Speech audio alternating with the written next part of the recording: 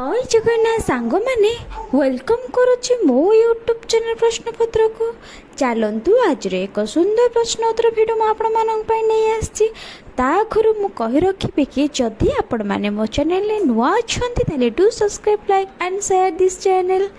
तो आज प्रथम प्रश्नटी है किए आम शरीर मध्य रक्त को विशुद्ध करे किए आम शरीर मध्य रक्त को विशुद्ध करे। उत्तरटी हेउची फुसफुस।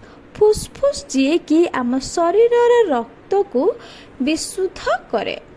चलतु परवर्ती प्रश्नटी आलोचना करिबा।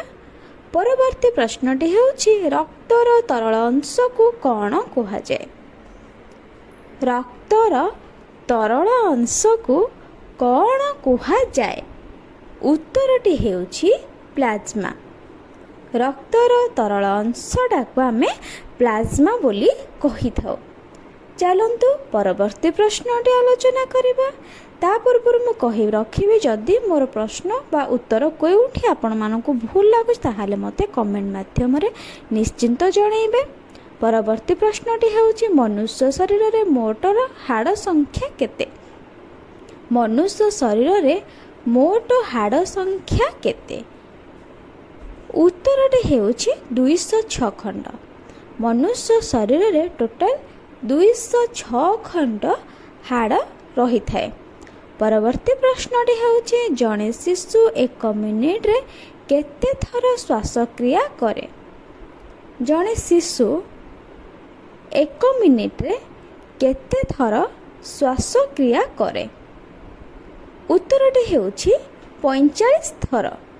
जड़े शिशु 1 मिनिट रे गोटे मिनिट रे केते थर श्वासक्रिया करे ना 45 थर श्वासक्रिया करे।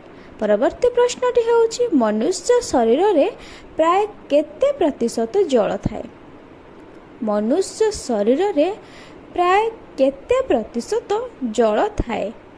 उत्तरटी हेउची 70%। हमरा 70 भाग पाखापाखी मनुष्य शरीर रे जल थाए।